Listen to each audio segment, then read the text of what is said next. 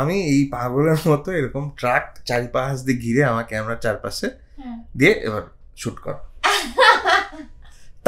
তাও we got leaked in. একজন video করছিল কোন একটা গাছের উপর থেকে, গাছের উপর থেকে। It's madness, absolute madness.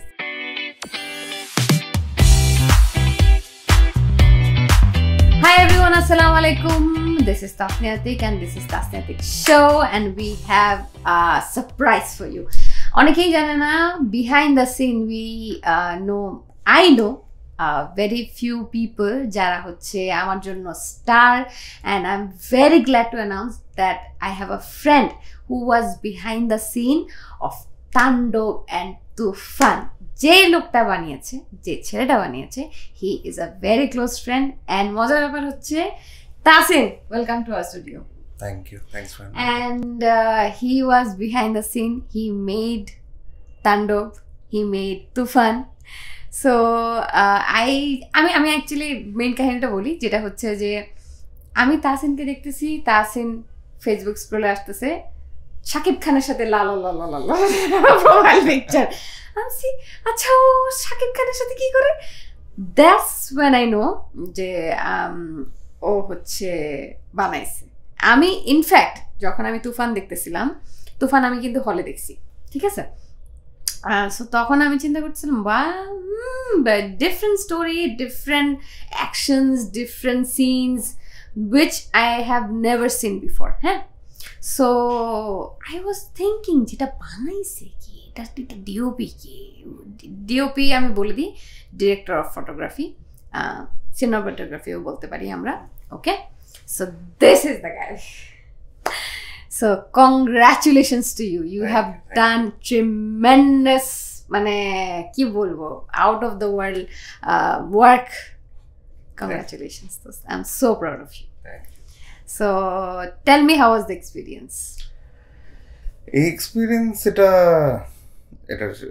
মানে অভূতপূর্ব বললেও ভুল হবে, যে কারণ যে রিয়াকশন আমি দেখছি যে একটা হলে, সো এটা আনবিলিভেবল। তো আমি একটু তুফান থেকে শুরু করি, যে কারণ কমার্শিয়াল সিনেমা তো আসলে একদিনে হয় না, এটা একটা জার্নির মধ্যে দিয়ে যেতে হয়। সো আমাকে কমার্শিয়াল সিনেমাতে, যেহেতু আমি অ্যাডভার্টাইজিং, এটা আমি একটু বলে নিই যে আমি শুরু করছি আমার career as a cinematographer advertising থেকে। হ্যাঁ, শিওর। তাসিন আর আমি উই স্টার্টেড ফটোগ্রাফি, মানে আমরা হচ্ছে নর্থ সাউথের ফটোগ্রাফি ক্লাবে একসাথে ছিলাম, ঠিক আছে? So thing is, our career different line গেছে, and look at him, oh my god. আমরা কোন ট্রিপে গেছি?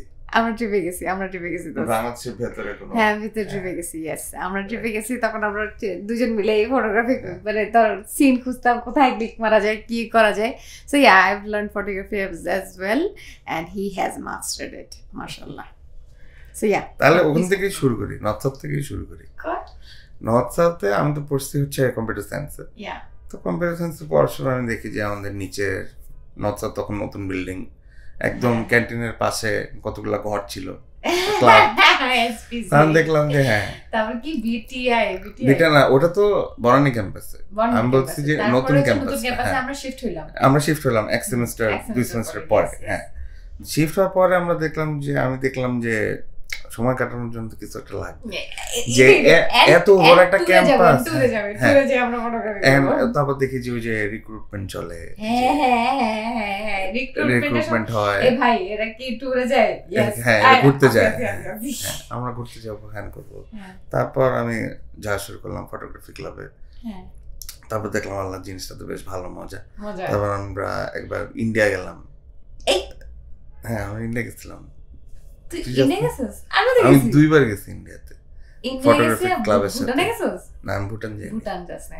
আমরা হচ্ছে ইন্ডিয়ান ভুটান একসাথে গেছিলাম। ও আচ্ছা, তাহলে ওইটাতে আমি যাই, এর আগে আমরা দেশের ভিতরে ট্যুরে গেছি। হ্যাঁ হ্যাঁ, তো প্রত্যেক সেমিস্টারে দেশে একটা ট্যুর হতো, বিদেশে একটা ট্যুর হতো। রাইট।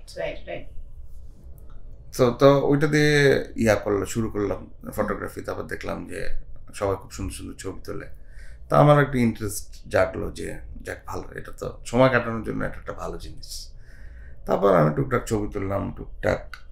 তখন আরেকটা গ্রুপ ছিল থ্রু দ্য লেন্স, TTL নামে একটা গ্রুপ ছিল, খুবই ফেমাস। তো তাদের সাথে তাদের এক্সিবিশনে আমার ছবি গেল। তো ওটা that was a very big thing for me, Greek exhibition. হ্যাঁ, তো তখন আই গট ভেরি ইন্সপায়ার্ড যে ওখানে এতগুলো ফটোগ্রাফারের মধ্যে ছোট্ট একটা ডিজিটাল ক্যামেরাতে তোলা একটা ছবি গেছিল। তো এইভাবে ছবি তুলতে থাকি। তারপর আমি মিউজিক খুব পছন্দ করতাম, ব্যান্ড মিউজিক। তো ওই ব্যান্ড যখনই শো করতো তখনই আমি সামনে গিয়ে একটু ছবি তুলতাম। আমরা তো সামনে so that's an access to যে মিউজিকও শোনা যাচ্ছে, ছবিও তোলা যাচ্ছে, খুবই মজা। ওয়ান থিং ইজ ভেরি অ্যাপ্রিশিয়েটেবল, যেটা হচ্ছে তোর দোস্ত ওইটা তুই ধরে রাখছিস। This is something মানে I consider myself very lucky যে আমি ধরে রাখতে পারছি, যে এটা আসলে সবার পক্ষে সম্ভব না। ফ্যামিলি সাপোর্ট হয় না, সাপোর্ট হয় না। মানে এটাই হচ্ছে ম্যাক্সিমাম ফ্যামিলির ধারণা। হ্যাঁ, তো এই ফটোগ্রাফি চললো কিছুদিন। তারপর আবারও সেই ক্লাব একটা ক্লাব ছিল, ওই ক্লাবটার নাম ভুলে গেলাম, যে ওই যে অ্যাড মেকার্স করতো। হ্যাঁ, ওই অ্যাড মেকার্সদের প্রথম ক্লাবটার নাম কি? NCS মনে হয়। হ্যাঁ, NCS এর একটা ক্লাব, এই অ্যাড মেকার্স একটা কন্টেস্ট হলো। তো ওই কন্টেস্টে তুই কত নাম্বার হইছিস? আমি সেকেন্ডে ছিলাম। আমি সেকেন্ড হইছিলাম।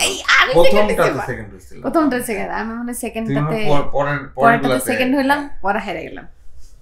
না, আমি একদম এই কি বলে যে ফাইনাল যেটাতে IBA ফার্স্ট হয়েছিল, আমরা সেকেন্ড হয়েছিলাম। তো তখন আমার এক ফ্রেন্ড অলমোস্ট জোর করে, দোস্ত আমরা করবো, তো ক্যামেরা আসতে, তুই একটু আমাকে এটা শুট করে দে। আমি করে দিলাম শুট। তারপর এই করতে করতে করতে ফাইনালে আমি দেখলাম যে ফাইনালে জাজ হিসেবে আসলো অমিতাভ ভাই, পিপলু ভাই। তখন আমাকে এদের কাউকে চিনি না। তার এই পিপলু ভাইয়ের সাথে একটা অ্যাসিস্ট্যান্ট ছিল যার নাম হচ্ছে নিলয়। তা নিলয় আমাকে এসে, হ্যাঁ এই তো চিনো, হ্যাঁ, এই নিলয় এসে আমাকে বলে, নিলয় আমার সাথে আবার স্কুলে পড়তো, আইডিয়াল স্কুল অ্যান্ড কলেজ। তো ওই সময়ের নিলয় আমাকে এত বছর পর, মাঝখানে কোনো দেখা সাক্ষাৎ নেই, হঠাৎ করে আমাকে ওখানে দেখছে, ও স্টেজে দেখছে। দেখার পরে ও স্টেজ থেকে নেমে আমার কাছে দৌড়ে আসছে। হ্যাঁ, ও আরো আগে থেকে, আমারও 2-3 বছর আগে থেকে অ্যাপল বক্সে কাজ করে। তো নিলয় আমাকে দৌড়ে এসে বললো যে, আরে দোস্ত, তুই এখানে, তোকে কাজ দেখলাম খুব ভালো। তা আমাদের অফিস হচ্ছে গিয়ে বনানীতে, তুই একদিন বনানী আয়, যে আমরা একটু চা খাই। হ্যাঁ, তারপর এই যে আমরা যে বিল্ডিং এ বসেছি তার ঠিক 2-3 বিল্ডিং পরে, আমেরিকান বার্গারের ঠিক পাশে একটা অফিসে। তা ওখানে দেখি পিপলু ভাই আমাদেরকে ডাকলো। তা আমি গেছি, আর আমার এক বন্ধু ছিল মারি ভালো। তো আমরা দুজন গেলাম। তা গিয়ে বললো যে, হ্যাঁ, তোমাদের কাজ দেখছি খুব ভালো, তা তোমরা কি প্রোডাকশনে কাজ করতে চাও?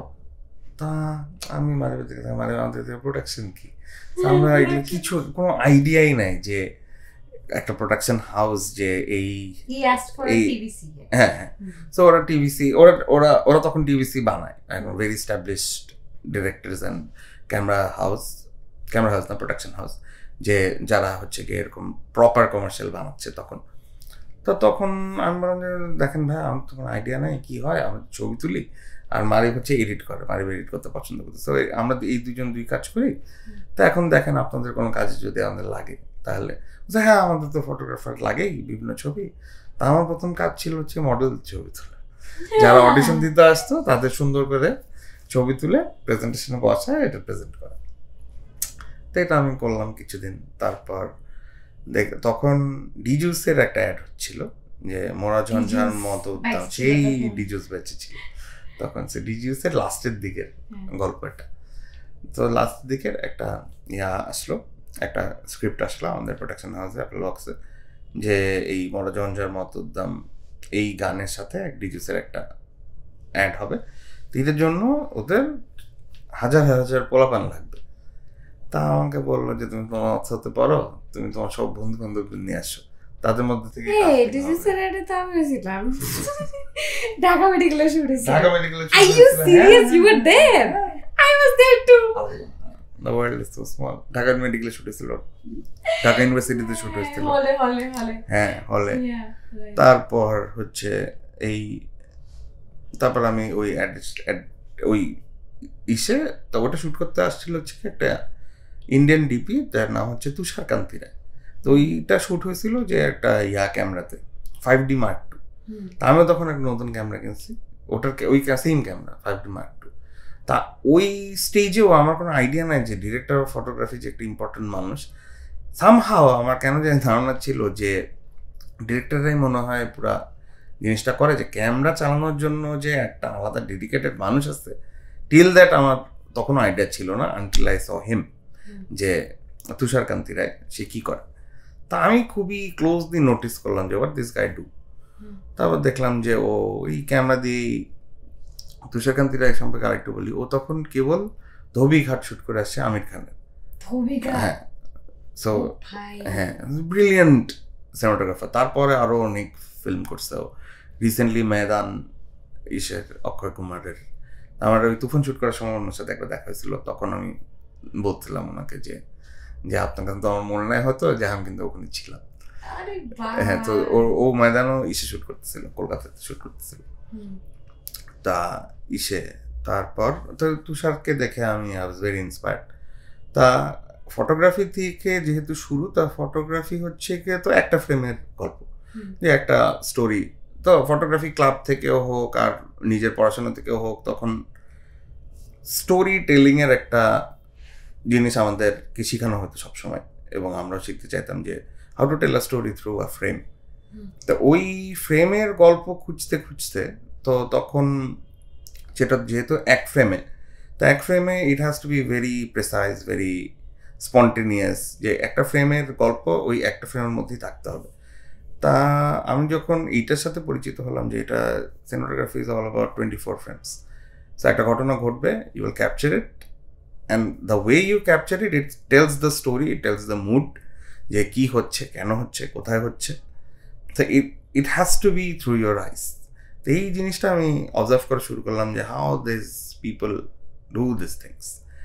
তো এইটার প্রতি তখন আমার মনে হলো যে, কারণ আমি যেহেতু অ্যাসিস্ট্যান্ট ডিরেক্টর হিসেবে জয়েন করছিলাম অ্যাপলক্স ফিল্মসে, তা এইটার কন্টিনিউশন, হ্যাঁ ওই সময়ের পর অ্যাপলক্সে জয়েন করলাম। তারপর তা ওইটার কন্টিনিউশন অলওয়েজই হেডস টু ডিরেকশন। তা আমার মনে হলো যে আমি এমনি একটু কম কথা বলি, যে মানুষের সাথে ইন্টারাকশনে অতটা হ্যাঁ। সো ইদানিং মনে হয় একটু কথা বলে শিখছি, কারণ সেটা তো আসতেছি যে কেন কথা বলে শিখতে হয়েছে ইসে। তা এই ইন্টারাকশন আমার খুব একটা পছন্দ না, হিউম্যান ইন্টারাকশন। তা আমি ডিপিতে দেখতাম যে ডিপিরা যে একটা কোণা বসে থাকে, but they control everything on the set. তা আমার কাছে মনে হলো যে এইটা তো ভালো, এটা আর এটা ক্যামেরার সাথে একটু যোগসোগ আছে আবার, তাই আমাকে এটা হইতে হবে আর কি। তা আমি তখন থেকে আর কি শুরু করলাম যে কিভাবে আসলে এই জিনিসটা এক্সপ্লোর করা যায়। তখন বাংলাদেশেও সিনেমাটোগ্রাফারের সংখ্যা ছিল, বাট খুবই কম ছিল। নোটেবলি যদি আমি বলি তাহলে ছিল রাশেদ জামান, যিনি এইবার উৎসব শুট করছে যিনি। আর আমাদের আমি এখনো দেখিনি, but I am very excited about Utsob because it's 90s. we can relate yeah how it happened. আর আয়নাবাজি শুট করছিলেন, রাশেদ জামান শুট করছিলেন। Aynabaji is one of the legendary cinematographers of Bangladesh. আরেকটা ছিল, আরেকজন ছিল হচ্ছে গিয়ে আরেকজন হচ্ছে কামরুল হাসান খসরু। তো উনি শুট করছে হচ্ছে হাওয়া, দেবী, তারপর মনপুরা। সো অ্যামেজিং ফিল্মোগ্রাফি ওনাদের শুট করা। তো ওই হাউসে আমার সাথে পরিচয় হয় আরেকটা সিনেমাটোগ্রাফার যার নাম হচ্ছে মোর্শেদ বিপুল। উনি মেইনলি কমার্শিয়াল শুট করে। হ্যাঁ, ওই যে মাঙ্কি বিজনেস যেটা আমরা কথা বলতেছিলাম, মাঙ্কি বিজনেস হচ্ছে কি ওনার শুট করে। হ্যাঁ, রাত ভাইয়ের খুব ক্লোজ মানুষ উনি। রাত ভাইয়ের প্রচুর কমার্শিয়াল বিপুল ভাই শুট করছে। হ্যাঁ, সো বিপুল ভাইও was an assistant director in Applebox films. So উনি তখন ইন্ডিপেন্ডেন্টলি সিনেমাটোগ্রাফি শুরু করলো। তা আমি তখন অলমোস্ট বিপুল ভাইয়ের হাত পা ধরে যে ভাই আপনি তো সিনেমাটোগ্রাফি করতেছেন, আমাকে একটু সাথে নেন, আমাকে প্লিজ। হ্যাঁ, আমার শেখার ইচ্ছা ছিল, এটা অসম্ভব ইচ্ছা ছিল যে আমাকে শিখতেই হবে যে কিভাবে এটা হয়। তা আমি মোর্শেদ বিপুলের সাথে কাজ করা শুরু করলাম। ইন দ্য মিন টাইম আমাদের নর্থ সাউথ প্রায় শেষের দিকে। আমি যেহেতু কম্পিউটার সায়েন্সে, তো আমার বাপ মা সবাই এক্সপেক্ট করতেছে যে আমি চাকরি বাকরিতে ঢুকবো, না হলে হচ্ছে গিয়ে বিদেশে চলে যাবো মাস্টার্স করতে, যেটা আমাদের নর্ম ছিল। যে তারপর আমাকে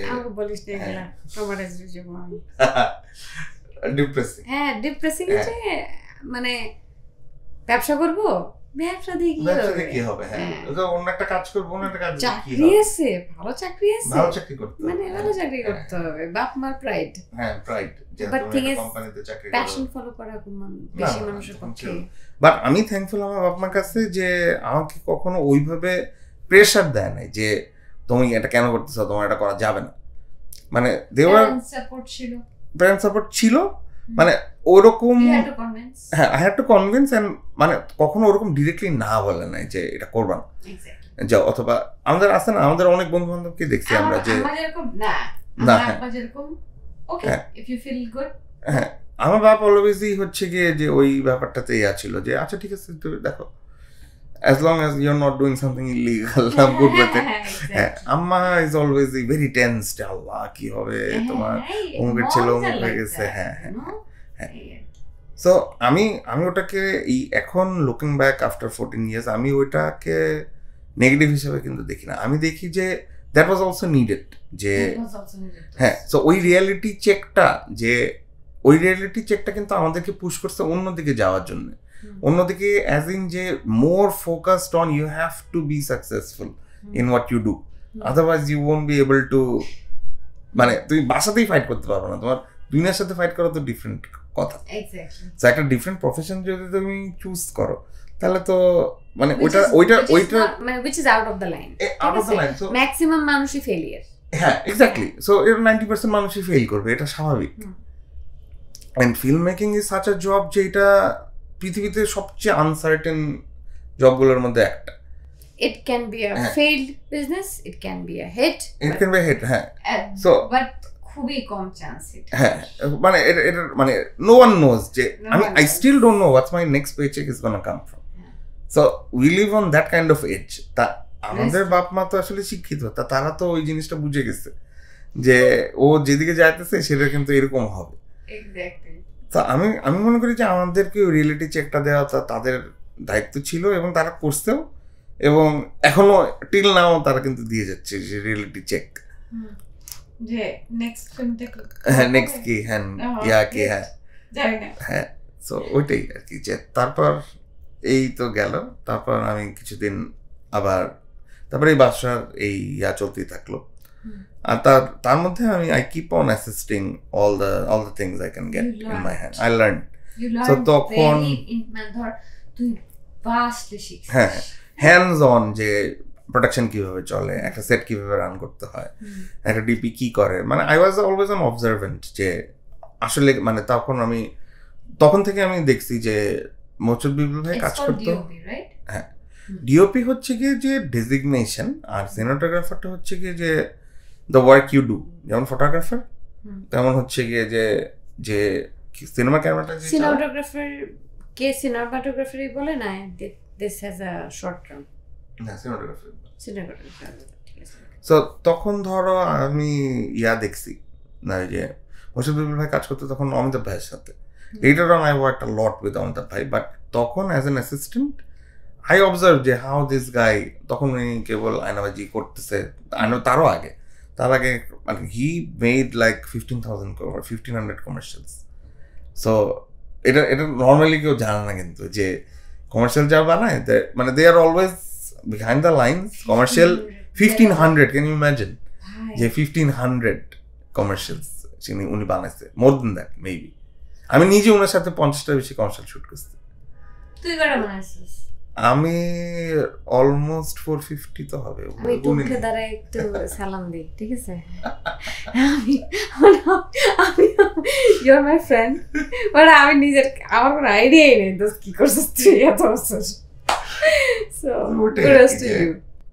তখন I keep on observing, and ওনাদেরকেও আমি ইহাটা দিব যে দো আই ওয়াজ লাইক একদম থিং ইজ এই এক্সপেরিয়েন্সটা তো দরকার ছিল।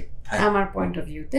অ্যাবসলিউটলি। সো তোর এই জিনিসটা না করলি না, তোর ধর তুই সেটটা বানাইছিস, ঠিক আছে, এরপরে যদি ধাপ করে তোর বলতে একটা ফিল্ম বানাইতে হবে, তুই এটা কখনোই তোর কনফিডেন্স লেভেলটাই আসতো না। এক্স্যাক্টলি। সো ওই একটা কথা বলে না যে কোনো জিনিসে যদি তুমি ভালো করতে চাও তোমাকে 1000 hours পার করতে হবে। So that was my learning curve আর কি, যে তখন আমি এগুলো করতে করতে করতে করতে করতে তারপর বাসা থেকে তো প্রেশার আছে যে বিদেশ যেতে হবে, নাহলে চাকরি করতে হবে। তা কতদিন আর এই অ্যাসিস্ট্যান্সি দেখায় বলা যায় যে আমি একটা অ্যাসিস্ট্যান্ট। হ্যাঁ, so they don't have any idea. হ্যাঁ, এক্স্যাক্টলি। সো দে ডোন্ট, বাসার মানুষেরা they don't have any idea what assistant মানে কেন।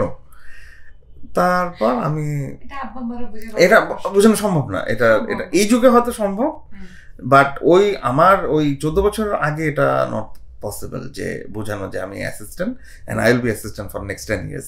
এটা বোঝানো সম্ভব। সো 14 years ব্যাক, হ্যাঁ, তো তখন আমি ইসেদের দেখছি যে বিপুল ভাইয়ের সাথে কাজ করতে আমাদের ভাইরা। আমি এই একটা জিনিস আমাদের ভাইয়ের ব্যাপারে আমি আবার পরে আসবো, যে তখন সামহাও অমিতাভ ভাই, স্পেসিফিক্যালি অমিতাভ ভাই অ্যান্ড বিপ্লব ভাই, এই দুজনের কথাই বলবো আমি, এরা কেন জানি বুঝতে পারছিল যে I have something in me. Probably বুঝতে পারছিলাম, জানি না, তাদেরকে জিজ্ঞেস করলে হয়তো পাওয়া যাবে। বাট তারা কখনোই আমাকে ওরকম অ্যাসিস্ট্যান্ট হিসেবে দেখেনি যে 3 নম্বর অ্যাসিস্ট্যান্ট, 4 নম্বর অ্যাসিস্ট্যান্ট, কারণ শুটিং ফ্লোরে তো অনেক রকম অ্যাসিস্ট্যান্ট থাকে। So they became very close to me, যদিও আমি খুবই জুনিয়র ছিলাম। তো তারা আমাকে ওই স্পেসটা দিছে। তা এই করতে করতে তখন আমার ওই যে বাসা থেকে প্রেশার, হয় চাকরিতে ঢোকো, নাহলে হচ্ছে গিয়ে আইএলটিএস দাও, বিদেশ যাও।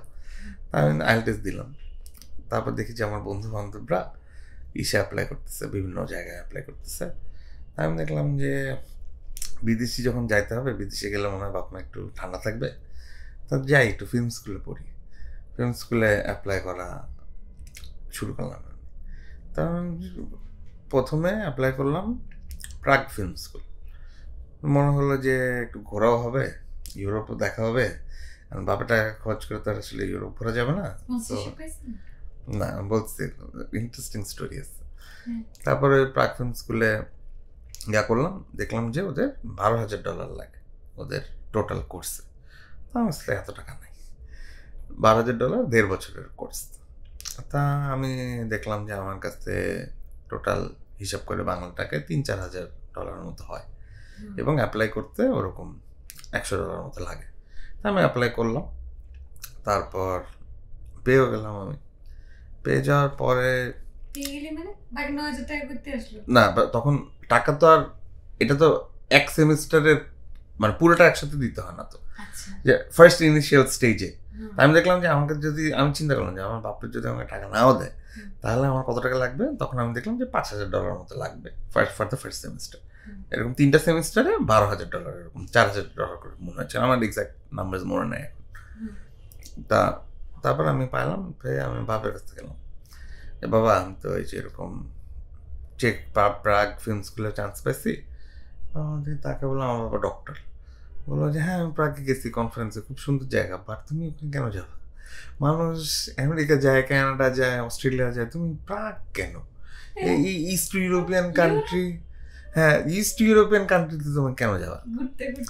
তাই আমি তো বলা তা জানা, আমি পড়তে যাবো ফিল্ম স্কুলে। আমার ফিল্ম স্কুলেও পড়া লাগবে? তখন বাবা কিছু বলে নেই। বাবা বলে আচ্ছা ঠিক আছে, তুমি দেখো। তখন কেবল আমার অ্যাপ্লিকেশন ফর্ম আসছে, অ্যাকসেপ্টেন্স ফর্ম আসছে।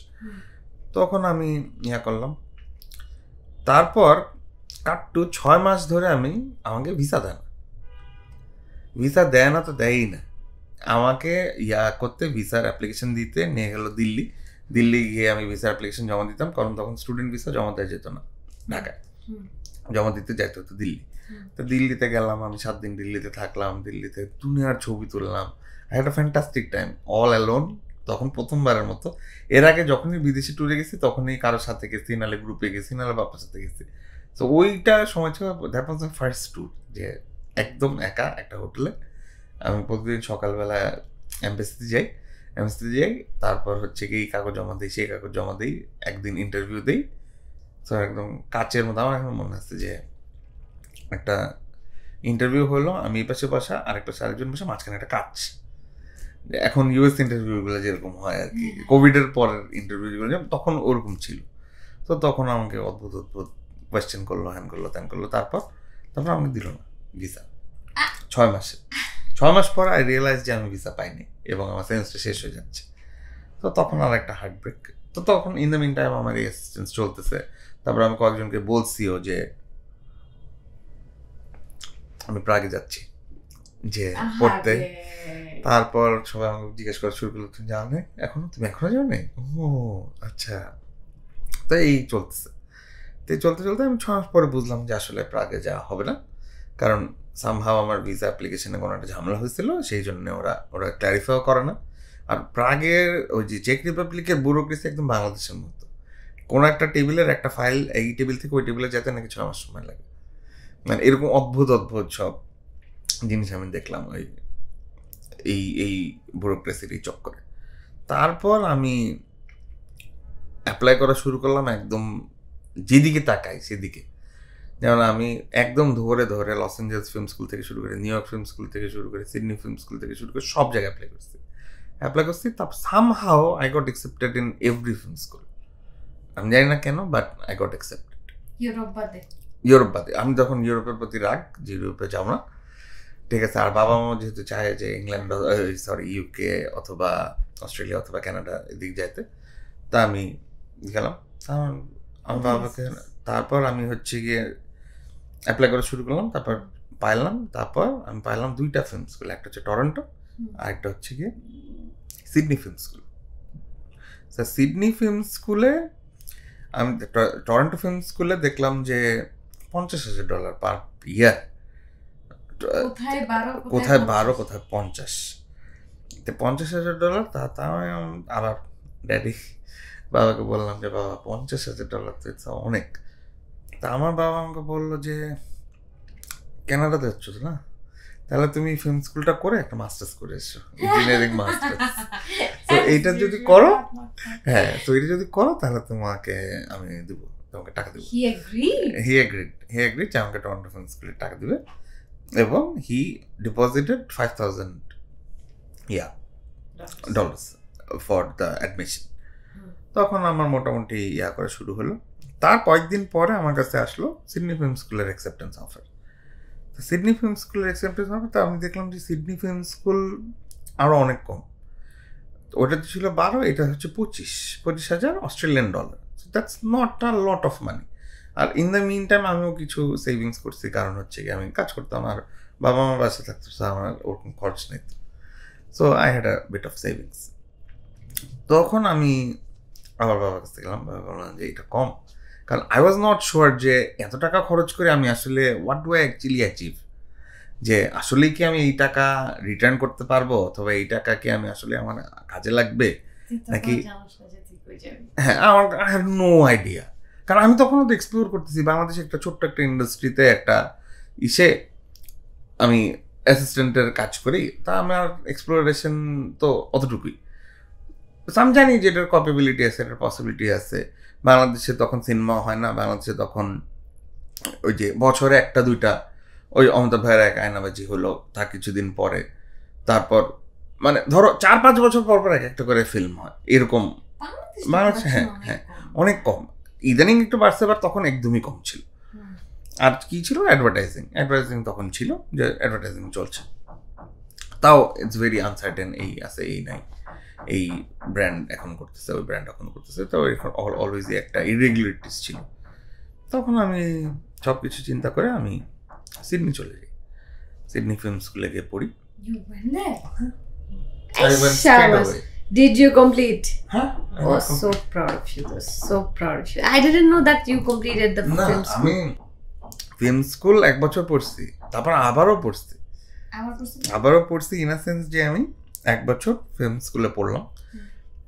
ফিল্ম স্কুলে I had an like extraordinary time, কারণ I met a lot of people. মানে ফিল্ম স্কুলের কথা সবাই মানে ইন্ডিপেন্ডেন্ট ফিল্ম মেকাররা সবাই জিজ্ঞেস করে যে ফিল্ম স্কুলে যাওয়া ইম্পর্টেন্ট কিনা। আমি কোয়েশ্চেনের অ্যান্সার হতেই যে ফিল্ম স্কুলে যাওয়াটা এক্স্যাক্টলি ইম্পর্টেন্ট না, but the experience you get is unparallel. যেমন ধরো আমার ক্লাসে সাউথ আফ্রিকানও ছিল, মেক্সিকানও ছিল, অস্ট্রেলিয়ানও ছিল। তো এই combination of people and dealing with people, এটা it improves you in some other way.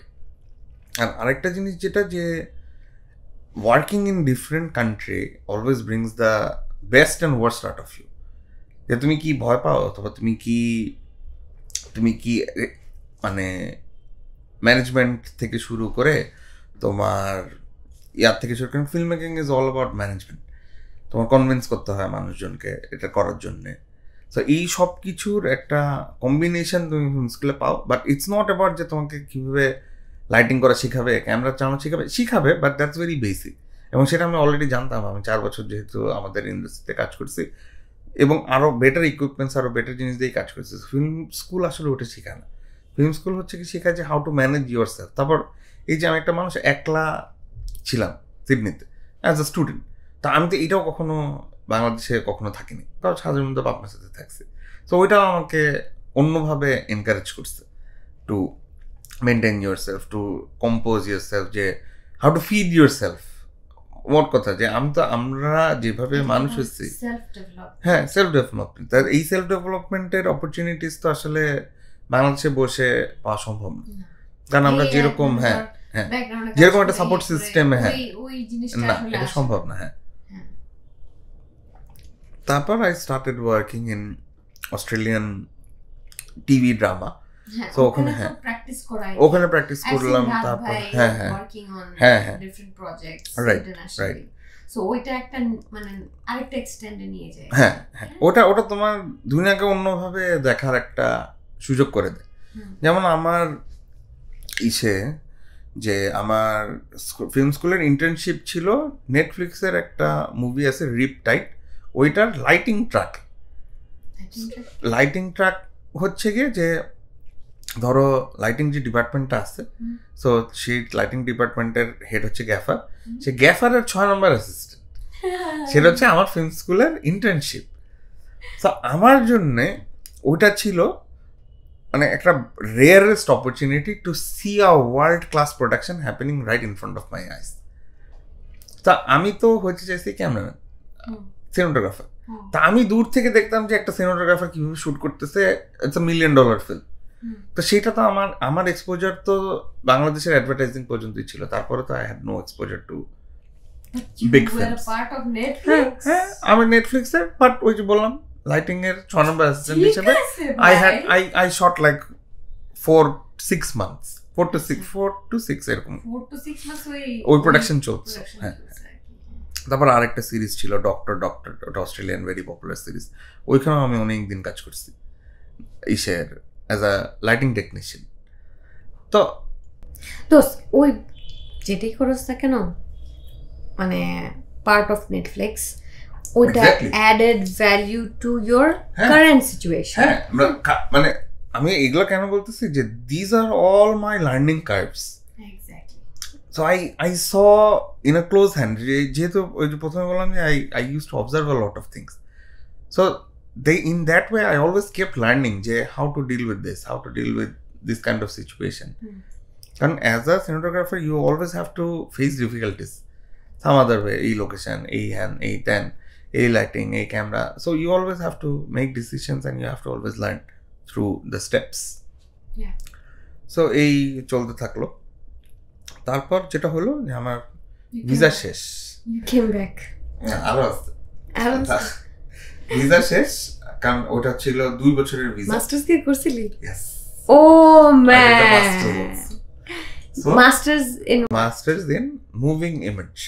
তখন এটা একটা অদ্ভুত জিনিস ইন আ সেন্স যে তারপর আমার যেহেতু ভিসা শেষ হয়ে যাচ্ছে, তারপর আমার বাপ যেহেতু আমাকে বলছিল যে তোমার একটা মাস্টার্স করতে হবে, তো তখন আমি বললাম এখন তো ভিসা শেষ, এখন আমি কি করব, এখন কি আমি দেশে চলে যাব নাকি। তারপর I kept on working those Netflix things.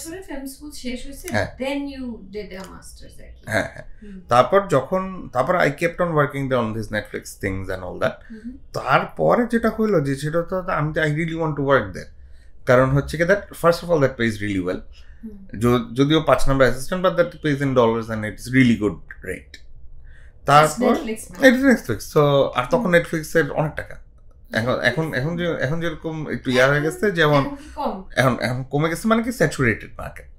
But তখন নেটফ্লিক্স ডিরেক্টলি টাকা দিয়ে প্রোডাকশন করতো।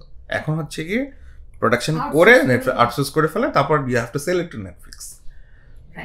সো এখন ওদের বিজনেস মডেলটা একটু চেঞ্জ হয়েছে। বাট তখন they use to put their own money in that, so that they had like ample amount of budget. But ওটার মানে তারপর যেটা হলো যে আমার তো ভিসা টিজা শেষ, তারপর হচ্ছে কি আমি অ্যাপ্লাই করা শুরু। তারপর আমি বাবা যেহেতু বলছিলাম আমাকে মাস্টার্স করতে হবে, তারপর আমি একটা মাস্টার্স খুঁজে বের করলাম সিডনি ইউনিভার্সিটিতে, যে মাস্টার্স ইন মুভিং ইমেজ। তা আমি নিজেও একটু অবাক হলাম যে এটা আবার কি, এটার সাথে তো সিনেমার তেমন কোনো সম্পর্ক নাই, আবার এটার পরে আসলে কি হবে। তারপর আমি খোঁজখবর নিলাম একটু, তারপর দেখলাম যে একটু সিনেমা রিলেটেড, একটু ফটোগ্রাফি রিলেটেড। বেসিক্যালি এটা হচ্ছে গিয়ে যে আমাদের দেশে যেটা চারুকলা আছে, সে চারুকলাতে যদি কেউ মাস্টার্স করে, সেটা যেরকম একটা মাস্টার্স হবে, এটা exactly same type of masters masters in moving image. তা আমি সেটা করলাম আর 2 বছর। I also had a very good time over there. ধরো অনেক রকম আর্টের সাথে পরিচয় হওয়ার সুযোগ হয়েছে আমার। যেমন আমার একটা কোর্স ছিল যে glass moulding, so glass blow করে। তো এই গ্লাসটা বানানোর জন্য তুমি হচ্ছে কি একটা ফার্স্টে একটা র ম্যাটেরিয়াল নিবা, যেটা হচ্ছে গিয়ে বালু। সে বালুটা গলবে, গলার পরে হচ্ছে কি একটা ব্লো করার মতো একটা জিনিস আছে, সেটা থেকে মোল্ড করে করে এরকম গ্লাস বানানো যায়। তো এরকম একটা অদ্ভুত জিনিস ফার্নেসের মতো, আই হ্যাভ নো ক্লু যেগুলা। হ্যাঁ, সো সার্চ করে দেখতে পাবো যে glass blowing it's an art form. It's a part of my course. আমার একটা সাবসিডিয়ারি কোর্স ছিল, যেমন মাস্টার্সের পার্ট। হ্যাঁ, আচ্ছা, তো মাস্টার্সটা কি নিয়েছিলাম আমি আর বুঝি। মাস্টার্স হচ্ছে কি masters in moving image. Moving ইমেজের ঘটনাটা হচ্ছে তোমার এটার মধ্যে ফিল্ম আছে, এটার মধ্যে ফটোগ্রাফি আছে, এটার মধ্যে ওয়ান অফ দ্য মেইন জিনিস ছিল ইনস্টলেশন। আমাদের এখনকার মডার্ন আর্ট যে কোনো মিউজিয়ামে গেলে দেখবা যে অনেক ভিডিও ইনস্টলেশন হয়। তো ভিডিও ইনস্টলেশনগুলো আসলে কি ইন্সপায়ার্ড হয়, এটা কি ডকুমেন্টেশন, এটা কি কোনো বা এটার কি কোনো সাউন্ড, মানে 3টা medium, sound, image and maybe something 4D। So এই 3টা মিডিয়ামকে ক্রিয়েট করে যে আর্ট ফর্মটা, ওটাকেই ওরা বলতেছে হচ্ছে গিয়ে moving image. Mainly it was focused on ওই আর্ট ইনস্টলেশনস, যে কোনো মডার্ন আর্ট ইনস্টলেশনে গেলে তুমি দেখতে পাবে। তো ওইখানে আমাদের ধরো স্টুডিও বলতে হয়েছে, ওখানে আমাদের ডকুমেন্টেশনও করতে হয়েছে, ডকুমেন্টারিও বানাতে হয়েছে, ফটোগ্রাফিও করতে হয়েছে, anything related to image processing. তারপর ধরো আমরা করছি, আমরা স্টিল ফটোগ্রাফি প্রিন্ট করাও শিখছি ওখানে। তারপরে স্টিল ফটোগ্রাফি হচ্ছে কি যে ফটো, এখন তো সবকিছু digital, so film photography printing. হ্যাঁ, so printing that's another process, যে ওটা দ্যাটস আ কেমিক্যাল প্রসেস। ওইটা হচ্ছে কি ফিল্ম আসে। আচ্ছা বুঝছি। ওই যে sometimes we see a red room. হ্যাঁ, ফিল্মে যেরকম রেড রুম দেখা যায় না, ওরকম actually red room do exist, and ওখানেই ফিল্ম প্রিন্ট হয়। সো ওই ফিল্ম থেকে তোমার প্রজেকশন করে তারপর silver halide and the final production. হ্যাঁ, সো ওই পুরো প্রোডাকশনটা that was included in my course. Okay, you know that as well. So ওই ফিল্ম কিভাবে প্রসেস করতে হয় এখনো অনেকদিন করে দেখে হয়তো ভুলে গেছি, but I have to learn. তারপর নেক্সট লেভেল অফ স্কিল, মানে ওটা আই ডোন্ট থিংক আগে ধরো না আছে, মানে যারা ফিল্ম ফটোগ্রাফি করে তারা এখনো করে ওটা। বাংলাদেশে হয়, কিছু কিছু জায়গাতে হয়, খুব কম 2-1টা জায়গাতে এখনো আছে। কারণ এর আগে কিন্তু এইটা আমরা যেহেতু 90s এর যেটা দেখতাম একটু পজিটিভ, যেটা হচ্ছে যে দেখতাম যে ম্যাক্সিমাম ডিরেক্টরস অথবা যারা ফিল্ম প্রোডাকশন করে তারা বাংলাদেশে ওই স্কোপটাই পায় না, বাংলাদেশে ওই লেভেলের এডিটিং বা হয় না। ওরা কলকাতা বা সামওয়্যার যায়, থাইল্যান্ড বা সাম কান্ট্রি যায় এডিটিং করাইতে, বাংলাদেশে ওই লেভেলের এডিটিং হয়ই না। Is this true? এইটা ট্রু ইন আ সেন্স, আবার false in a sense as well. মানে পোস্ট প্রোডাকশনে এখনো আমরা ওই পর্যায়ে যেতে পারিনি। যেমন ধরো আমাদের ক্যামেরা কিন্তু as good as Hollywood. Hollywood যেই ক্যামেরাতে শ্যুট হয় আমাদের কিন্তু সেই সেম ক্যামেরাতে আমরা এই তুফান, তাণ্ডব এগুলো শ্যুট করছি। But is it edited outside the country as well? It's part of it is yes, part of it is not, but এখন somehow যেমন ধরো আমরা we got our education outwhere, তারপর হচ্ছে কি আমাদের ডিরেক্টররা they improvise themselves somehow, এই post production পার্টটা they somehow got stuck somewhere. We still have very talented people যে যারা হচ্ছে কি আমাদের ওই সার্ভিসটা দিতে পারে, বাট ইটস মানে আমাদের যে পরিমাণ ডিমান্ড আছে গ্রাফিক্স এন্ড এভরিথিং এ কি বাংলাদেশ কতটুকু ইমপ্রুভ করছে যতটুকু আসলে না, ততটুকু ইমপ্রুভ আসলে করেনি। তো এবং এডিটিং, কালার গ্রেডিং এগুলোতেও হচ্ছে কি এডিট হয়তো করে ফেলে, কারণ editing is all about your skill set, but বাকি যে পোস্ট প্রোডাকশন, সেই পোস্ট প্রোডাকশনে এখনো we have a long way to go. তো যেটা বলতেছিলাম যে তারপর আমি কাজ করলাম, আবার ওই প্রোডাকশনও করতে থাকলাম, নিজের কিছু কাজ করলাম, তারপর আই কমপ্লিটেড দ্য মাস্টার্স ওই সিডনি ইউনিভার্সিটিতে। তারপরে আমার ওই মাস্টার্স ছিল 1.5 বছর, টোটাল 3 ইয়ার্স, আর সব মিলে 4 ইয়ার্স তোর ওইখানে চলে গেছে। তো 4 ইয়ার্স যাওয়ার পরে যেটা হলো, তারপরে আর একটা চয়েস যে আমি দেশে আসবো, ভেরি ইউনিক চয়েস যে এখানে থাকবো না দেশের সম্পদে আসবে নাকি ওখানে থাকবে। আবার হচ্ছে বাপ মা বলতেছে জীবনও দেশে আসবে না, দেশে আসলে so we are actually privileged that you are here, so we have great productions right now, so we are privileged. Thank you so much for coming back. Thank you. But আমার কথা হচ্ছে কি যে আমার একটা কর্নার মাইন্ড, একটা আবার বলি কথাটা, মানে অলওয়েজ আমার একটা জিনিস মনে হতো যে আমার যদি ফিল্ম দিয়ে কোনো কিছু করতে হয়, সামহাও সেটা বাংলাদেশ ফিল্ম দিয়ে করতে হবে। মানে অ্যাজ আ টেকনিশিয়ান, মানে it's from the heart or it's from the brain? It's from both. আচ্ছা, যে আমার কাজ যদি ওয়ার্ল্ড স্টেজে নিতে হয়, তাহলে আমার কেন জানি মনে হয়েছে, সে তখনই মনে হয়েছে আরও 8-10 বছর আগে মনে হয়েছে যে it has to be my work, it has to be work from my country, আমার দেশের মানুষের কাছে হইতে হবে। ম্যাক্সিমাম মানুষ বাইরে সেটেল হতে চায়, ঠিক আছে? ইউ এডুকেটেড ইউরসেলফ ফিল্ম মেকিংয়ে and you did a masters, and দেশের ছেলে দেশে ফেরত আসছে to develop Bangladesh, so this is a big thing. হ্যাঁ, বাট ওই যেটা মানে শুনতে অনেক ফ্যান্সি শোনা, দেশের ছেলে দেশে ফেরত আসছে, বাট আমার পয়েন্ট অফ ভিউটা ছিল it's very different in the sense যে যেহেতু আমি ফিল্ম মেকার, সিনেমাটোগ্রাফার, আমার কাজ করতে হবে। তা আমার কাছে অলওয়েজই মনে হয়েছে যে মানে বাইরের একটা ইমেজকে আমি যতটা ভালো না রিপ্রেজেন্ট করতে পারি, আমি আমার দেশের ইমেজকে এর থেকে বেটার জানি, আমার দেশের মানুষকে জানি, আমার দেশের স্টোরি আমি জানি, সো ওইটার রিপ্রেজেন্টেশন অলওয়েজই আমার কাছে বেটার হবে। তা বাংলাদেশকে মানে আমার দেশের সিনেমা যদি আমি ঠিক জায়গায় নিয়ে না নিতে পারি, তাহলে আসলে আমি বিদেশি সিনেমা নিয়ে আসলে আমি বেশি তো যেতে পারবো না।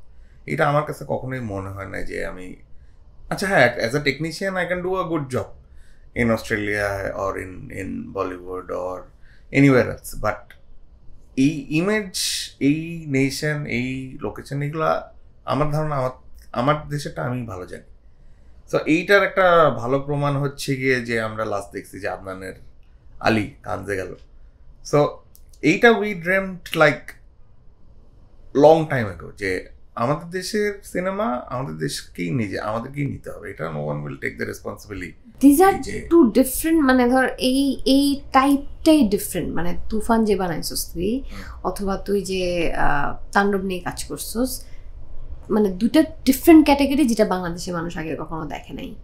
সো মানে what are your thoughts in, মানে এই দুটা মুভি নিয়ে তোর থট কি? তুফান দিয়ে শুরু করি। তুফান দিয়ে শুরু করতে গেলে আমার ফার্স্টে বলতে হবে এটা অফকোর্স ডিরেক্টর রায়ান রাফি।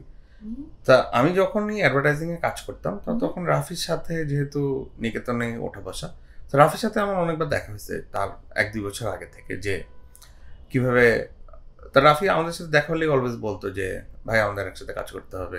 আমি তখন ওভাবে করিনি যে আচ্ছা ঠিক আছে করবো, যে কারণ আমার তখন সিনেমা শ্যুট করার তেমন কোনো প্ল্যানই ছিল না। তো রাফি অলওয়েজ দিয়ে আমাকে পুশ করতো যে ভাই আপনারা এত ভালো কাজ করেন অ্যাডভার্টাইজিং, আপনাদের ইমেজেরই এত সুন্দর, আমাদের সিনেমাতে আমরা এরকম ইমেজ কেন দেখতে পাই না, সো এইটার জন্য আমাদের আসলে কি করতে হবে। সো তখন ও পুশ করতেই থাকতো যে একটা সিনেমা আমি নাম বলবো না, বাট ওটাতে অলমোস্ট ও আমাকে করতে করাবেই, যে ভাই আপনাকে এটা করতেই হবে, আপনি ছাড়া এটা হবেই না। তো সামহাও আমি তখনও পাশ কাটায় চলে আসছি যে আমি না, I thought I was not ready for it, but he kept on pushing me যে তোমাকে তাসিন ভাই এটা করতেই হবে, এটার থেকে কোনো নাই।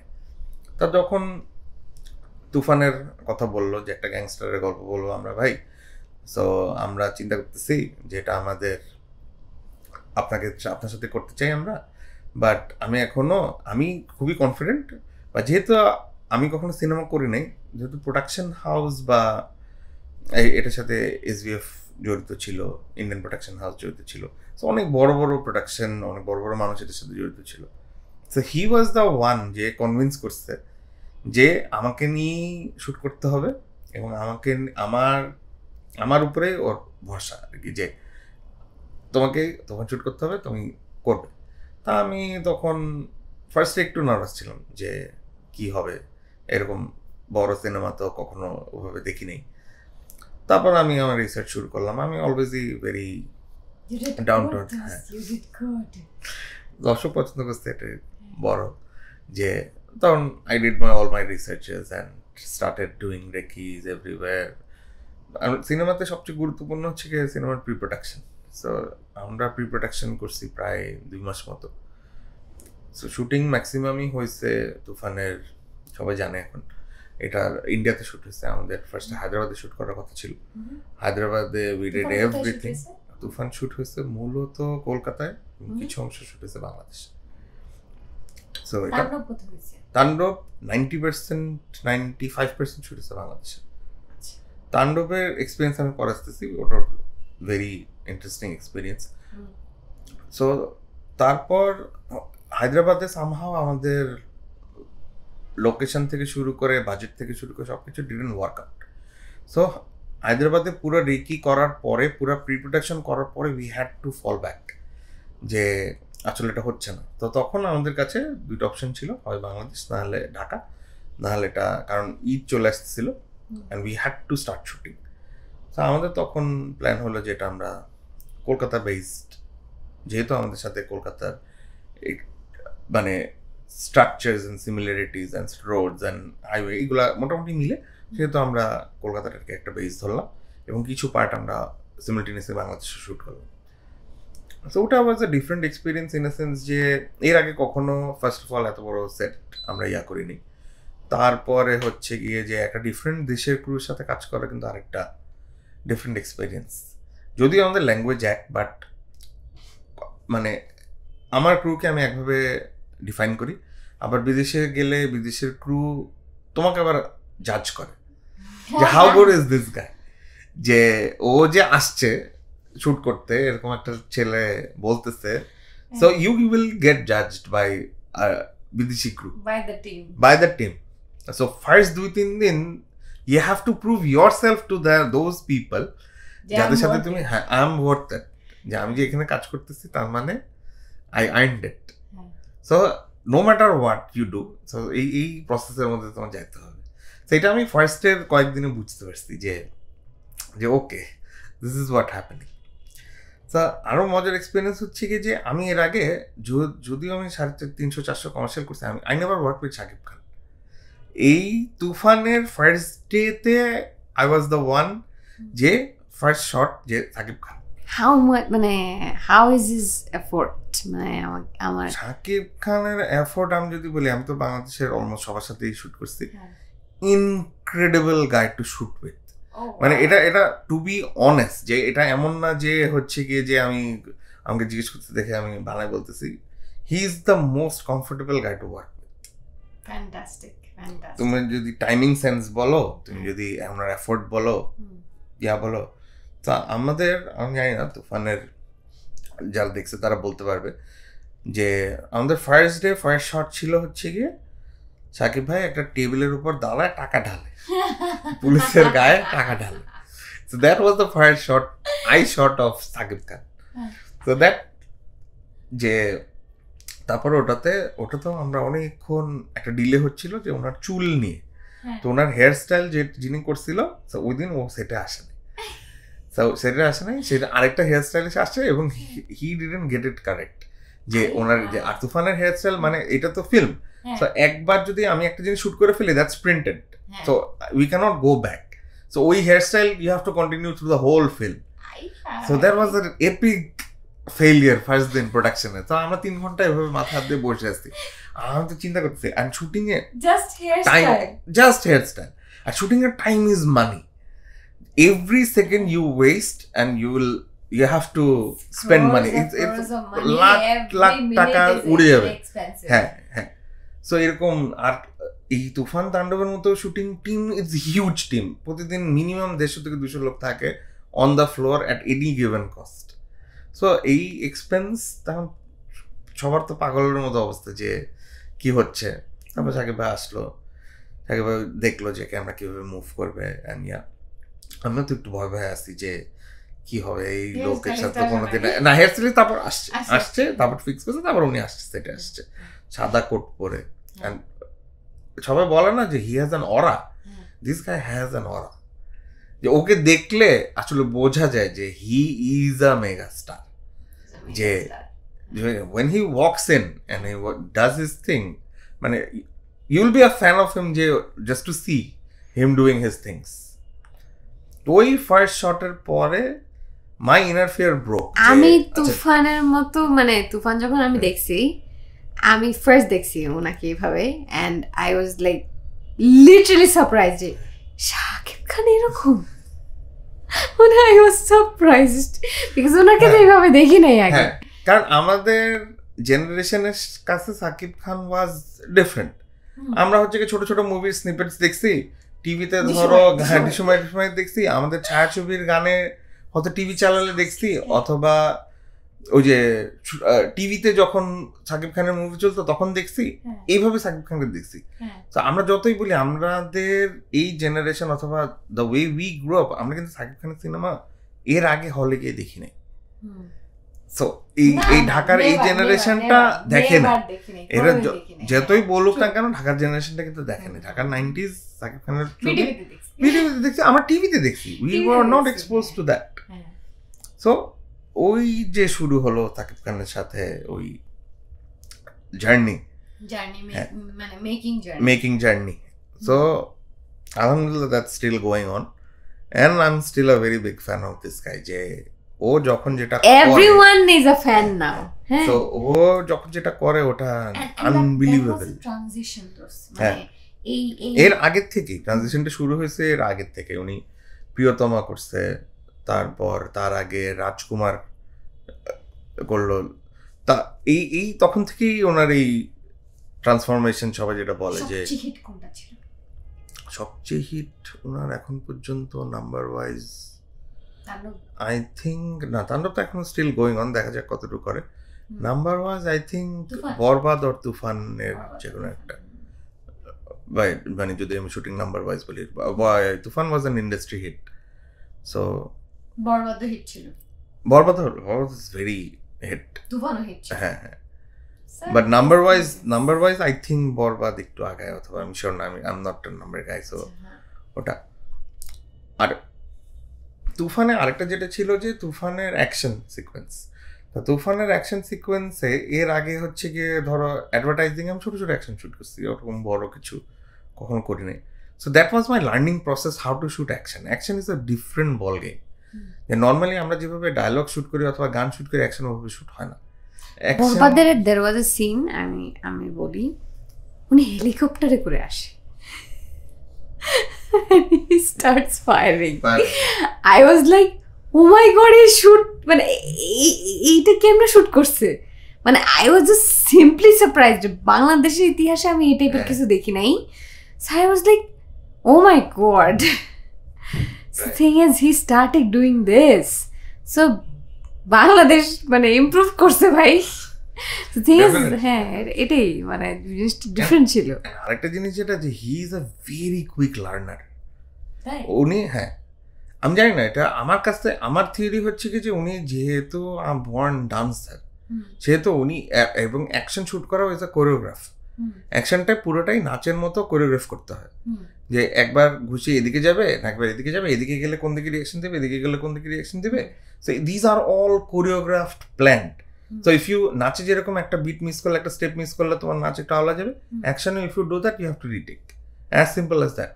But this guy never does a second take. ও হি গেটস ইট ডান। ওর দুইবার রিহার্সাল করবে, দুইবার স্লোতে দেখাবে। তখন আমি তো নাচতে পারি না, তো ক্যামেরা যখন আমাকে চালাতে হয় তখন তো আমাকে ওই কোরিওগ্রাফটা ফলো করতে হয়। তো I have no sense of এই কোরিওগ্রাফি। মানে you have to learn it as well. I have to learn the exact same thing that he is doing. So এই পাশে ঘুষি মারলে তার মানে ক্যামেরা থাকতে হবে তার উল্টা দিকে, নাহলে তার will see the miss.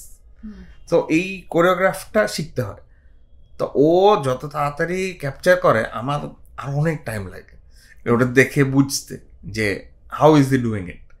He does it just like this, যে আসলো এরকম দেখলো, আচ্ছা ঠিক আছে এখন চলো শুট করি, ও করে ফেলবে এরকম। আমার ধরো এরকম 3টা অ্যাসিস্ট্যান্টকে দিয়ে এরকম বুঝায় শোনায় যে আচ্ছা ঠিক আছে এটার পরে কি, এটার পরে কি, এটার পরে কি, এটার পরে কি, আচ্ছা ঠিক আছে এটা এইভাবে হয়। So I need a lot of time to understand যে what he will do. But ও আসে সেটে এরকম এরকম এরকম করে উনি চলে যায়। মানে হি ইজ দ্যাট কাইন্ড যে হ্যাঁ ডেফিনেটলি যে হি গেটস ইট ডান।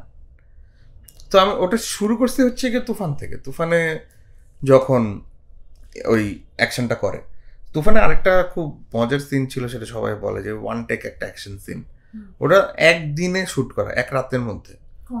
একটা অ্যাকশন সিন আছে যে উনি গাড়ির থেকে নেমে 2 তলা 3 তলা উঠে ওনার বাবাকে নিয়ে আবার গাড়িতে উঠে যায়।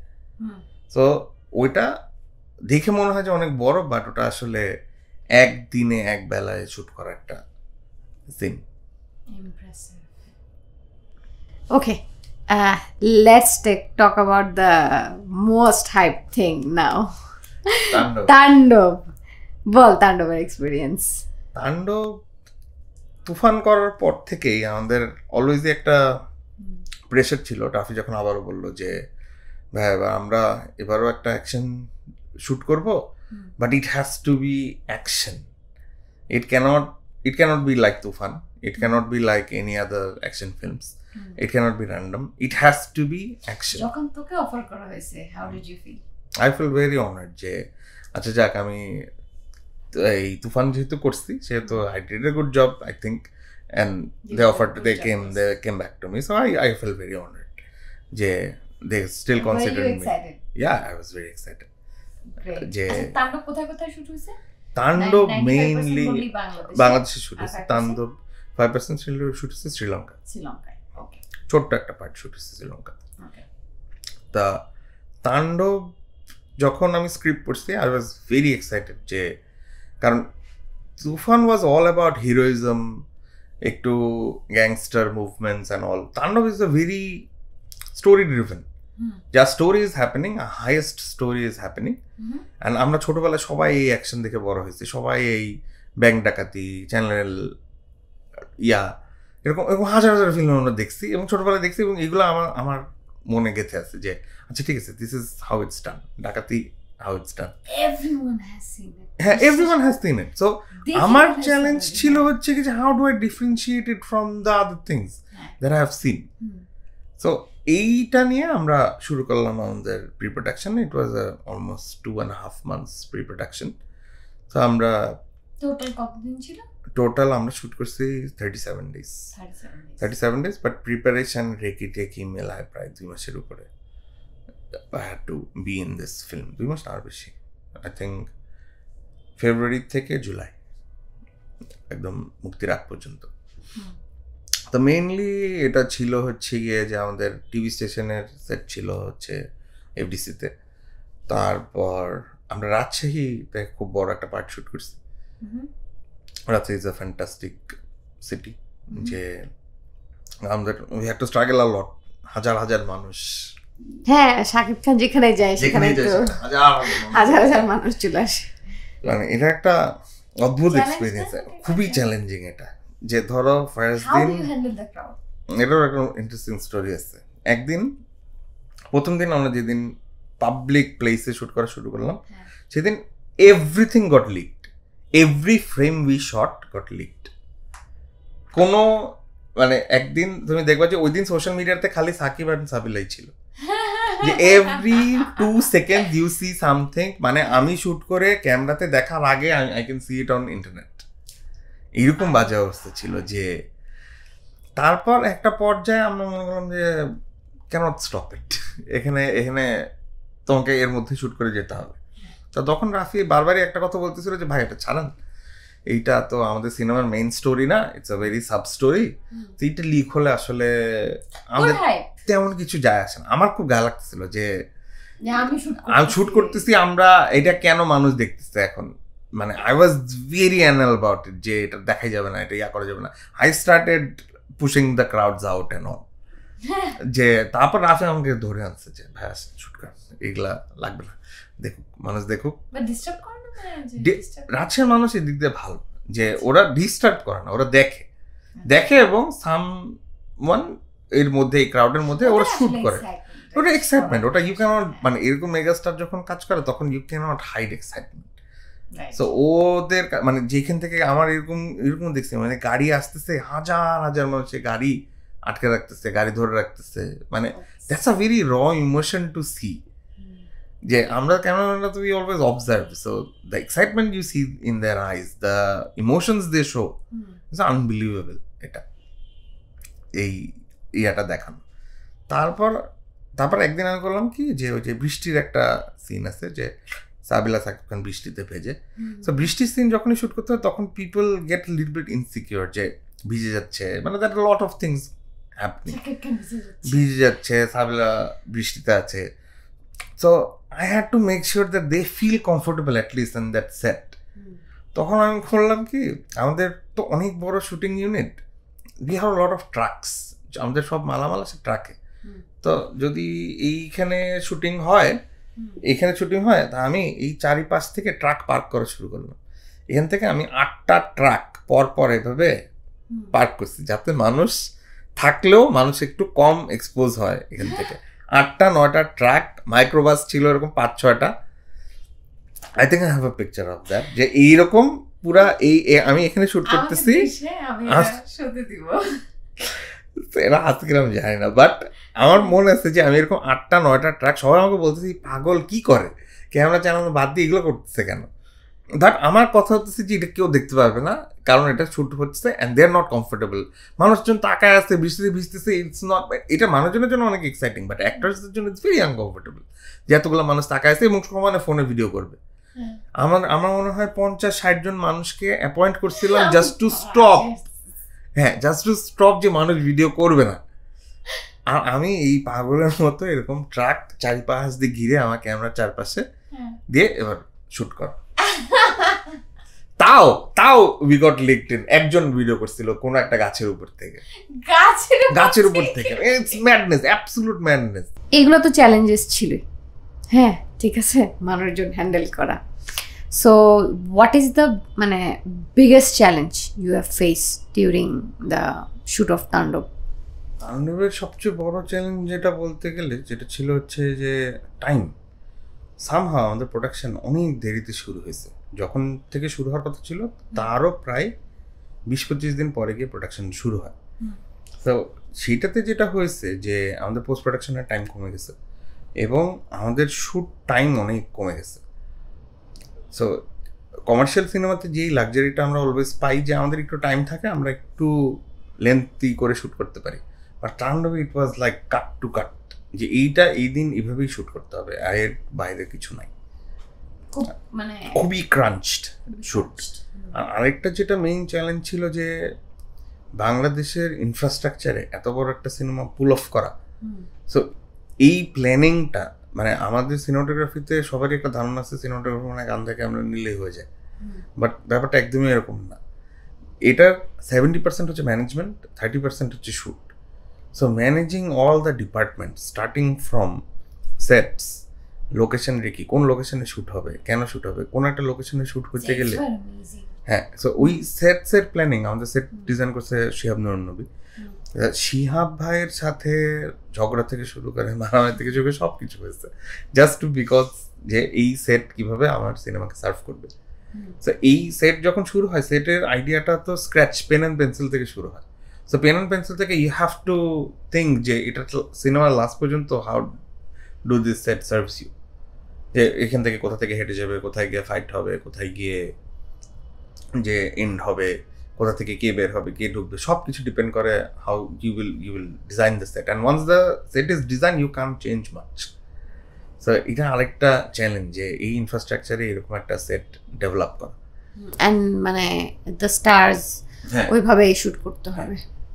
আর আরেকটা এটা চ্যালেঞ্জ না, এটা ইটস ফান যে বাংলাদেশের সব বড় বড় স্টার এই সিনেমাতে আছে, আফজাল থেকে শুরু করে আফজাল হোসেন থেকে না, এটার একটা আরেকটা মজা জেনে যে কেউ কখনো কোন রকম বিরক্তি বা কোন রকম ইয়া প্রকাশ করে নাই যে জয়া হাসান, জয়া আপা, আফজাল ভাই, সেলিম ভাই, তারপর রোজি আপা, so everyone supported it so much and it took a toll on them. সবাই কিন্তু সকাল 7টার সময় সেটে আসছে, রাত 1-2টার সময় বাসায় গেছে।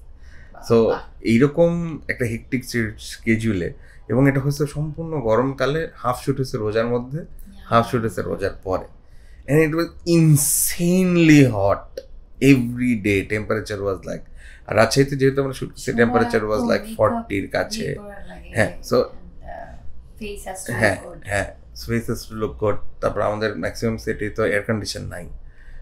সো এই গরমের মধ্যে এফডিসির মধ্যে, এই গরমের মধ্যে এই পারফরমেন্স পুল আপ করা, মানে ইট ওয়াজ সামডে ইট ওয়াজ হেল, যে এই সিচুয়েশনের মধ্যে এরকম পারফরমেন্স ডেলিভার করা। সো ওই স্কেলটা ম্যানেজ করাটাই one of the most challenging part, যে এই how do you bring up the scale. তারপর একটা শট আমি বারবার ফেসবুকে দেখি যে একটা শটে দেখা যাচ্ছে 700 মানুষ, আসলে সেখানে 700 মানুষই ছিল। তো 700টা মানুষকে র্যাঙ্গেল করা এবং 700টা মানুষকে সাকিব খানের সামনে এক্সপোজ করা, দ্যাট ওয়াজ আনাদার চ্যালেঞ্জ। যে দেখো তোমার রাজশাহীতে একদম জেনারেল মানুষ, স্টুডেন্টস, রাজশাহী ইউনিভার্সিটির স্টুডেন্টস বলো, রাজশাহী জেনারেল মানুষ, 700 people came to participate the shoot, but ওরা কোনোদিন কোনো স্টার দেখে নাই, কোনোদিন কোনো ইয়া দেখে নাই, তাদের সামনে সাকিব খান দাঁড়ায় আছে। সো দেয়ার এক্সাইটমেন্ট, ওইটা হ্যান্ডেল করা ইটস আনাদার থিং। ওটা কাম ছিল কেমনে? ওটা কাম ছিল মানে দে হেল্পড আস সামহাউ। এবং ওই একটা সিন আছে, উনি একটা গাড়ির উপরে দাঁড়ায় একটা ভাষণ দেয়। সো ওইটা আমরা ওভাবেই ইম্যাজিন করছি যে ওরকম লক্ষ লক্ষ মানুষের মধ্যে দিয়েই যাবে, এবং খুব বেশিক্ষণ সাকিব ভাইকে আসলে ওইখানে দাঁড় করা রাখা যাবে না, কারণ 700 মানুষ। সো ওইটা আমি আর কখনো এক্সপিরিয়েন্স তো করেই নাই, এটা করার কথাও না। এবং মানে দ্যাট ওয়াজ আ সাররিয়াল এক্সপিরিয়েন্স যে 700 মানুষ নিচে দাঁড়ায় আছে, and they are calm, they are not calm, they are excited, but they understood that they are participating in a big shoot.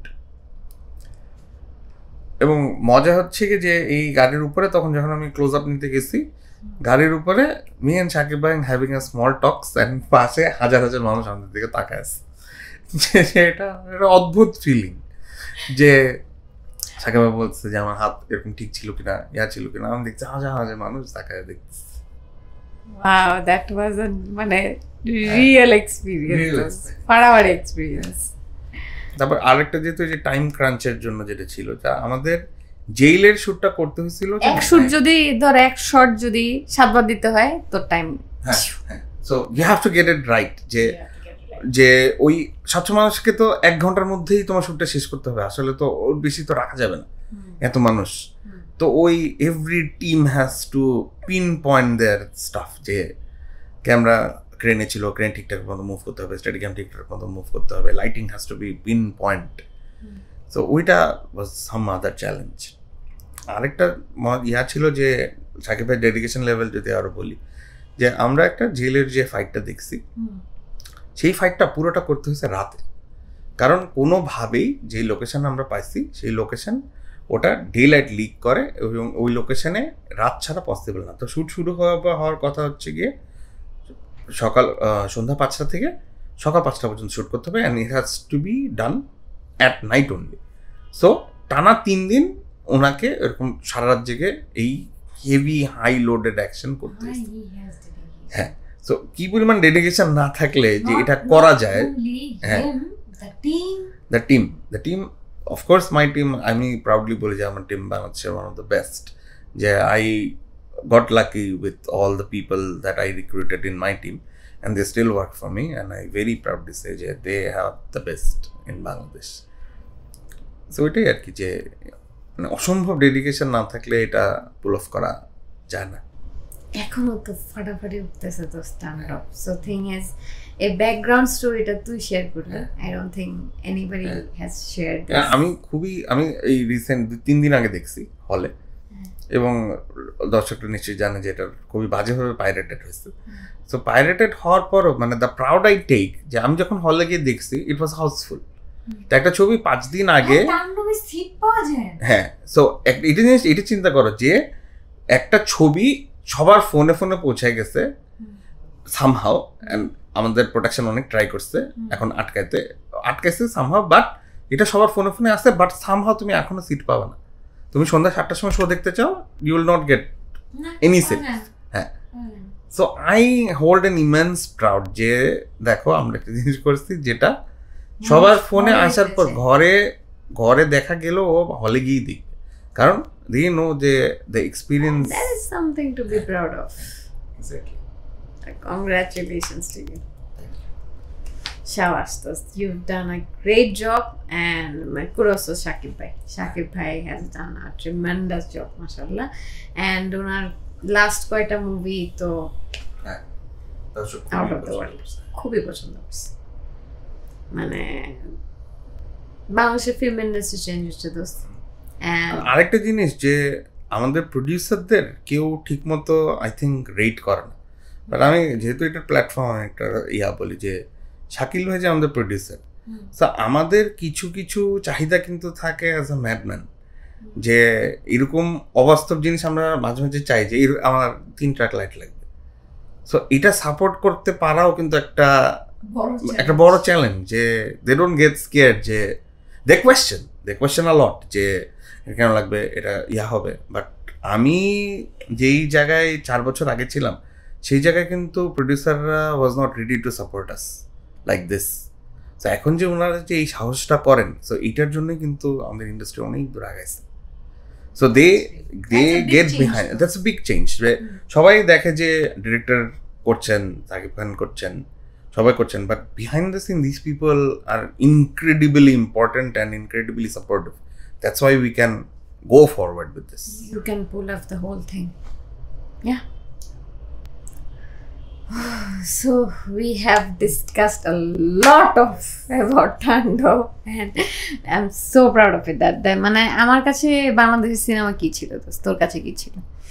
এখন মানুষজন মানে ধর এই যে ফিল্ম ইন্ডাস্ট্রি চেঞ্জ হচ্ছে বলেই হচ্ছে তোর হলগুলোতে যাচ্ছে, দেখতেছে। ফোনে দেখবো না ভাই, হলে যেয়ে দেখবো। মারামারি, বিটাবাটি, whatever it is, the action scenes, হলে যেয়ে দেখবো। সো এই সাইকোলজিটা চেঞ্জ হওয়ার দরকার ছিল। সো ইয়া, মানে ইউ অ্যান্ড ভাই অ্যান্ড সাকিব ভাই and every producers, every directors, the team এই জিনিসটা চেঞ্জ করতে পারছে। So this is a big thing. দোস আবার বলি congrats. Okay, so thing is, thank you so much for being on the show. I'm so proud of you, and you're as a friend I'm more proud.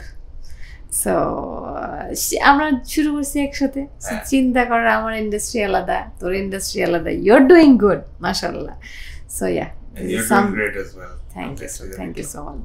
So, but this is something I'm really proud of. And বিশ্বাস কর আমি কিছু জানতাম না। আমি যখন strange world আমি তোকে আমি শাকিব খান শো ছবি দিয়েছি, এই শাকিব খানের সাথে কি করস? তারপরে আমি জানছি, আমি অ্যাকচুয়ালি তুফানের অনেক কিছু দেখছি, বাট আমি অ্যাকচুয়ালি জানতাম না তুই কি করস। ফটোগ্রাফি করতে লাস্ট দেখছি তোকে আমি।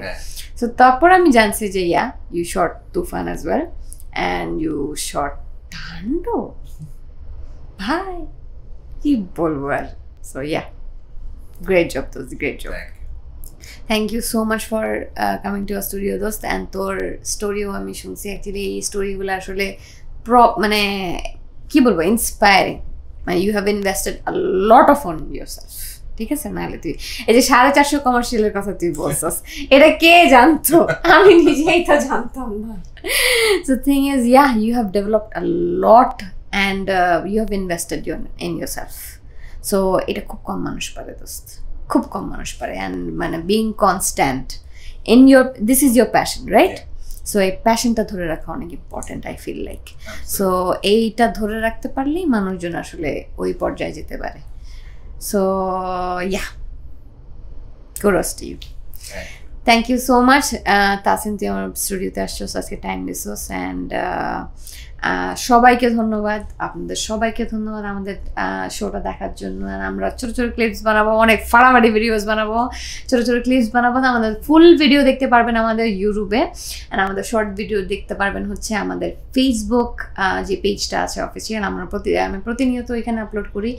অ্যান্ড আমাদের টিম হচ্ছে ইনস্টাগ্রামে আপলোড করে, অ্যান্ড আমাদের টিম হচ্ছে টিকটকে আপলোড করে। আপনারা ওইগুলো ওইখানেও দেখতে পারবেন। শোটার নাম হচ্ছে দ্য তাসনিয়াতিক শো, আপনারা সার্চ দিলেই পেয়ে যাবেন।